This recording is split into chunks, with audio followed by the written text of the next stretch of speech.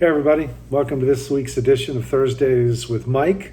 I am here back on the NIH campus, that's National Institutes of Health in Bethesda, Maryland. Right across the way, my granddaughter Arabelle is continuing to recover from lung surgery. She's been recovering steadily, making progress, but they're still expecting 4 to 5 days before she's released from the clinic, probably then a couple of days here at the Children's Inn, and then she'll be cleared to fly home. And yay, me too! I'll get to fly home too. Um, uh, it's been a kind of a whirlwind last 8 days because I mean God has just been so good in so many levels, and this is just a purely selfish level for me. My daughter Rihanna and I, who are just total geeks and nerds when it comes to so many things, but Civil War in particular. We were out here in 2016. She, in fact, had raised funds to fly me out here and surprise me. To come out here and go to Gettysburg and other Civil War battlefields and such. And so we were here for a week, and Luane was able to come along as well. She has a brother, Alan, who lives in Ashburn, Virginia. So it was a great trip, and it was more of a quick hit in the few days that we had. And I looked ahead on the calendar to the year 2020, and July 1st, 2nd, and 3rd. Those are the days of the Battle of Gettysburg, which are actually battles, really, of Gettysburg, happened on those 3 days, and that was it was a Wednesday, Thursday, and Friday in 1863. And I looked ahead to 2020 and saw that July 1st, 2nd, and 3rd was a Wednesday, Thursday, Friday. And so I very excitedly told Rihanna, we need to start planning now. We're going to go out there and we're going to stay in Gettysburg, and we're going to walk everything. We're going to walk the whole auto tour, which is like 26 miles, and we're going to do it over 3 days beyond location. During the days, I'll get an Airbnb, and we're just going to totally geek out. And so we've been planning this for 4 years, and of course, a lot can happen in 4 years. Pandemic and race riots and societal unrest, and which is all just the national scene. On the other level, there's cancer. There's Arabelle's terminal cancer. Her mother, our oldest daughter, Brenna's cancer, brain cancer. Simultaneous journeys, which I've shared about a little bit here. But it's nice to know this is going to happen, and just to see on a very selfish level the way this dovetails. And honestly, this is just one little crumb along the way here. We've got to look for those life-giving overlaps and dovetails where in the midst of everything else, wow, something still comes together. Notice the things that do come together in the midst of everything falling apart. It's what keeps you together, honestly. That's free. You don't have to pay anything additional for that little observation. So Rihanna flew in, and in fact, she just flew out today. This is actually Monday, the 6th of July when I'm recording this for you. And so Rihanna is actually in the air now, flying back. But she flew in on the 27th of June, and we proceeded then. We hit the ground running, as it were, on Sunday the 28th. It was our Harper's Ferry Antietam Sunday. And we commenced 8 days of traveling. We drove all over, gallivanted all over the countryside, geeked out actually all over the countryside of Virginia, West Virginia, Maryland, Pennsylvania, and the District of Columbia. 130,000 steps, 130,514 steps to be exact, in 8 days. Which is 65 miles. So we drove over 1,000 miles, walked over 65 miles in those 8 days, which sounds like I'm boasting. It's just my feet still feel this. It's so rare where you find a moment where something you've planned and anticipated for 4 years actually lives up fully to everything that you anticipated. Everything that you had dreamt, everything that you imagined, it's just like, that was it. And it's not like, yeah, that was even better than we thought. No, it was just exactly what we thought, which was amazing. And I just can't, I can't believe it. So I'm just stunned by this overlapping and having this opportunity in the midst of the wider context of all that's going on. So, as we often say, God is good, to which your answer is all the time. Even in the midst of everything else, and that's what we've got to see. So, I've been reflecting. This is, part travelogue, I suppose. Antietam Sunday, we walked 15 miles that day, 15. And we felt it. I think we're about to come down with some severe heat exhaustion because we were out of water, and we still had a long way to go to get back to the car. We didn't have a smart car we could just summon. And we actually, as we rounded the bend, we heard music. And we looked, and there are wineries all over the place, vineyards. I've been to so many vineyards. It's amazing how many vineyards I've been to, just a different kind. It was like a big celebration at a vineyard. I told Rihanna, I don't care if it's a private party, we're crashing it because we need water, we need fluids desperately. And fortunately, it was just kind of, they just had this open party celebration. They had a band, and we went up. It was Antietam Creek Vineyards, Sharpsburg, Maryland. I bought a mug, and water just never, ever, ever tasted so good. The thirstier you are, the more you appreciate the drink. There's another huge lesson, I think, that's in there as well. Blessed are those who hunger and thirst, yes, for they shall be filled. And when that satisfaction comes, there's just, wow. So, I had to buy the mug. I just had to commemorate that. And so anyway, but that was like the whole week. We did that, 15 miles, and the next day was our 4 battlefield day. But we're driving. We agreed we needed to save ourselves for Gettysburg, so we didn't walk all these other battlefields, but we did do some significant walking, about 12,000 steps, I think, the next day. So just 6 miles or so that day. We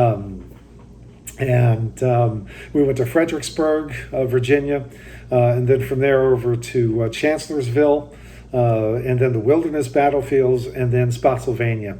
And so it was they're all kind of grouped together, but we were told at the start of the day by the Rangers that it was so good that, the visitor centers are all closed. We weren't there for them anyway, don't really need them. Because I've been absorbed in this history for like 40 years. And so to be in these locations was amazing. But yeah, the Rangers, they had tables set up and trail maps and such, and pamphlets. And yeah, when I said we were going to do all 4 of these battlefields, they said, well, this will be a long day for you. Coming off of Antietam Sunday, it's like, you don't know what long day is. Because at least we're driving through a lot of this. But so much history, so much we saw. Antietam is so beautifully preserved. The other ones, Spotsylvania, well preserved, but yet so much has just been overgrown by nature, which is good. Boy, there's a huge lesson there. Life goes on, and green covers what has been scarred by war, battle, blood, and death. That's a beautiful lesson. What were sharp angles are now soft mounds that are covered with green. Chancellorsville, I was imagining a house. I didn't do spoilers by going online to see what its condition was, but it's just a major intersection at this point, or at least a significant trafficked intersection, and there's really not a whole lot to see. It just hasn't been preserved the way others have. But we went on to Gettysburg on Tuesday the 30th, got set up, and then we we hit the ground running in Gettysburg, July 1st, 2nd, and 3rd. We walked the entire auto tour. Saturday, we drove down from Ashburn. Significantly, we passed Manassas and the Battle of First Bull Run, Second Bull Run, First and Second Manassas. We explored that the first time we were out here in 2016, so we figured, okay, we're good on that one. But we did pause, took a little selfie by, the sign leading into the town, and so we significantly stopped at the place where the Civil War began in 1861. It began at Fort Sumter, but this was like the first battle, first major battle that marked the beginning of the war in earnest, and told everyone this was not going to be a 90-day affair. It was going to be something much more brutal and long and hard and bloody. So we started the day stopping there and ended up at Appomattox Courthouse. Significantly enough, Wilmer McLean owned a house in Bull Run, and it was in his parlor where we ended up the day. That's where Lee signed the surrender of the Army of Northern Virginia on April 9th, 1865. So Wilmer McLean could say the war began in his front yard and ended in his parlor. And that was the compass of our day. A lot of driving. That's where a good portion of 1,000 miles of driving time went in. And then we ended up significantly on Saturday just going to D.C. and we walked to the Black Lives Matter street that leads up to the White House, and then ended the day at the Lincoln Memorial. So it was a really significant day, and we were done with the walking. And here's the thing, okay, that's the travelogue portion. And if you're still with me, here's the thing. The scripture that comes to mind, 1 Corinthians chapter 10, starting at verse 1. This is like verses 1 through 12 of 1 Corinthians. Paul says, "Remember our history, friends, and be warned." This is actually why we made the tour. This is why we walked the miles. Yes, we're geeking out, but the thing was really sobering. The whole thing was richer and deeper and conflicting, which you saw a little bit last week, sitting on the threshold of Abraham Bryan's farmhouse in Gettysburg, which is the last point of advance for Pickett's charge on that climactic third day on July 3rd at 3 o'clock in 1863. Remember our history, friends, and be warned. All our ancestors were led by the providential cloud and taken miraculously through the sea. They went through the waters in a baptism like ours, as Moses led them from enslaving death to salvation life. They all ate and drank identical food and drink, meals provided daily by God. They drank from the rock, God's fountain for them, that stayed with them wherever they were. And so here's looking at you, Antietam Creek Vineyards. But just experiencing God's wonder and grace didn't seem to mean much. Most of them were defeated by temptation during the hard times in the desert, and God was not pleased. The same thing could happen to us. We must be on guard so that we never get caught up wanting our own way as they did. And we must not turn our religion into a circus as they did. Now, this is Eugene Peterson in The Message. Beautiful. Yeah, we must not turn our religion into a circus as they did. If we could even possibly also extend that to politics, but that's probably just too much to hope for. We must not turn our religion into a circus as they did. First the people partied, then they threw a dance. We must not be sexually promiscuous. They paid for that, remember, with 23,000 deaths in one day. We must never try to get Christ to serve us instead of us serving him. They tried it, and God launched an epidemic of poisonous snakes. We must be careful not to stir up discontent. Discontent destroyed them. Wow, these are good words for us. Are they not? They should strike home. Yeah, make it a daily meditation, people. Wow. These are all warning markers. Danger in our history books, written down so that we don't repeat their mistakes. Our positions in the story are parallel. They at the beginning, we at the end, and we are just as capable of messing it up as they were. So don't be naive and self-confident. You're not exempt. You could fall flat on your face as easily as anyone else. Forget about self-confidence. It's useless. Cultivate God confidence. Wow, yeah, there you go. That would be not just the footnote, that would be like the plaque. I've read so many plaques and markers over these last 8 days and 65 miles of walking. That's the plaque I would mark right here just to mark the completion of this journey. I read some from Frederick Douglass, the narrative of Frederick Douglass, an American slave, which is, I believe, it should just be a required reading. Okay, anyone who's listening to this, you should read that book.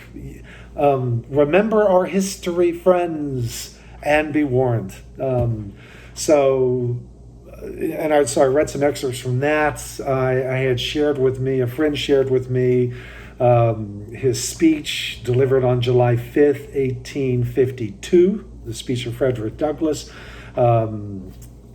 which was a speech entitled What to the Slave is the 4th of July.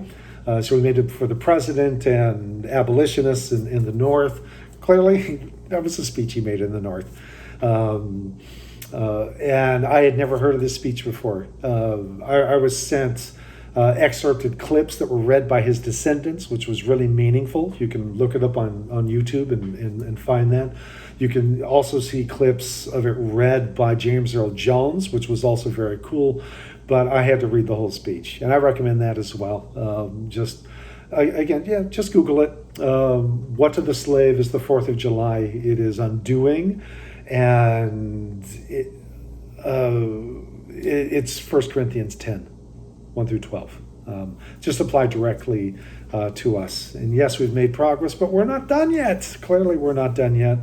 But anyway, I thought to conclude this, I would just go ahead and read. I referenced this a couple weeks ago, sitting here on the campus at NIH. Ta-Nehisi Coates, Between the World and Me. Again, it's pondering and practice. I would add a third P to that: ponder, practice, and presence. That's what's needed from us, not posturing, politicizing, or pontificating. There was another P word in there: pandering. Yeah, let's do away with those P's, and we need the pondering, we need the practice, we need the presence. And I was taken back to this quote, which I'd remembered. I read this book a few months back, and I just remembered that he had something very pertinent. I read this again after our time at Gettysburg, and it was so interesting at Gettysburg because we walked across the field of Pickett's Charge, which is about a mile from Seminary Ridge to Cemetery Ridge. We walked that July 3rd, 3 p.m., actually about 2:57 p.m., because there was a gathering of reenactors. All the events had been canceled, but there were reenactors gathered with a Confederate battle flag and wearing Confederate uniforms, reenactors. I'm not that much of a geek to either have Union or Confederate uniforms or gear. I'm just not there. I geek out in other ways with this. And I just sensed, I want to walk ahead of them. I don't want to follow them, and I don't want to walk with them because I'm not one of them and I'm not dressed like one of them. And I just sensed, Rihanna, we're not waiting until 3. Let's just go now. So we got started, and then they followed. They were like 5-10 minutes behind us, They just walked straight across the fields. We followed a grass-cut trail that basically got you across the fields, you're kind of weaving this way and that. And there was a crowd waiting on the other side at what's called the Angle, which was another point of greatest advance by Pickett's men, specifically Low Armistead and his Virginia Brigade in Pickett's division. And so there's a crowd that were gathered, and Rhiannon and I are standing and we're watching as this band of like 20, maybe 20, 25 tops reenactors walking across with a Confederate battle flag, and they were trying to do the rebel yell, but they were just marching. And then they came up and made a speech, and Rhiannon and I are both thinking as we're watching this, how exactly should we be feeling about this at this moment? This is like, again, this is my heritage. This is actually the history of us all here on one side of the stone wall or the other. And what exactly do we think about this? And I went back after that and I read these words. And so I'll just conclude with this. Okay, this has been extra long, but yeah, last week it was just like 7 minutes. So I'm just making up, but bear with me. The 2 or 3 of you that are actually watching this. Ta-Nehisi quotes Between the World and Me, a book written to his son. I strongly encourage this. I do. Bookends. Narrative of the Life of Frederick Douglass, an American Slave, and then Between the World and Me. Read those two if you want to have a historical perspective and a contemporary understanding of a lot of what's happening right now, as opposed to just reacting and just getting, just getting pull quotes and what have you from social media. Pondering, practice, and presence, people. Ta-Nehisi Coates writes, "The entire narrative of this country argues against the truth of who you are," he says to his son. "I think of that summer that you may well remember when I loaded you and your cousin Christopher into the back seat of a rented car and pushed out to see what remained of Petersburg, Shirley Plantation, and the wilderness. I was obsessed with the Civil War because 600,000 people had died in it, and yet it had been glossed over in my education and in popular culture. Representations of the war and its reasons seemed obscured. And yet I knew that in 1859 we were enslaved, and in 1865 we were not. And what happened to us in those years struck me as having some amount of import. But whenever I visited any of the battlefields, I felt like I was greeted as if I were a nosy accountant conducting an audit, and someone was trying to hide the books. I don't know if you remember how the film we saw at the Petersburg battlefield ended, as though the fall of the Confederacy were the onset of a tragedy, not jubilee. I doubt you remember the man on our tour dressed in the gray wool of the Confederacy, or how every visitor seemed more interested in flanking maneuvers, hardtack, smoothbore rifles, grape shot, and ironclads, but virtually no one was interested in what all of this engineering, invention, and design had been marshaled to achieve. You were only 10 years old. But even then I knew that I must trouble you, and this meant taking you into rooms where people would insult your intelligence, where thieves would try to enlist you in your own robbery and disguise their burning and looting as Christian charity. But robbery is what this is, what it always was. At the onset of the Civil War, our stolen bodies were worth $4 billion, more than all of American industry, all of American railroads, workshops, and factories combined. And the prime product rendered by our stolen bodies, cotton, was America's primary export. The richest men in America lived in the Mississippi River Valley, and they made their riches off our stolen bodies. Our bodies were held in bondage by the early presidents. Our bodies were traded from the White House by James K. Polk. Our bodies built the Capitol and the National Mall. The first shot of the Civil War was fired in South Carolina, where our bodies constituted the majority of human bodies in the state. Here is the motive for the Great War. It's not a secret, but we can do better and find the bandit confessing his crime. Our position is thoroughly identified with the institution of slavery, declared Mississippi as it left the Union. The greatest material interest of the world, they said. Do you remember standing with me and your mother during one of our visits to Gettysburg outside the home of Abraham Bryan? I forgot he mentioned this. Yeah. We were with a young man who'd educated himself on the history of black people in Gettysburg. He explained that the Bryan farm was the far end of the line that was charged by George Pickett on the final day of Gettysburg. He told us that Bryan was a black man, that Gettysburg was home to a free black community, that Bryan and his family fled their home for fear of losing their bodies to the advancing army of enslavement, led by the honored and holy Confederate General Robert E. Lee, whose army was then stealing black people from themselves and selling them south. George Pickett and his troops were repulsed by the Union Army. Standing there, a century and a half later, I thought of one of Faulkner's characters famously recalling how this failure tantalized the minds of all Southern boys. It's all in the balance, Faulkner wrote. It hasn't happened yet. It hasn't even begun. All of Faulkner's Southern boys were white, but I, standing on the farm of a black man who fled with his family to stay free of the South, saw Pickett's soldiers charging through history in wild pursuit of their strange birthright, the right to beat, rape, rob, and pillage the black body. That is all of what was in the balance, the nostalgic moment's corrupt and unspeakable core. Wow. So we're saying, what do we think of this? And then I read these words, and well, that puts a very nice point on it. I remember reading today, in fact, the words of Frederick Douglass in his speech on July 5th, 1852, what to a slave is the 4th of July.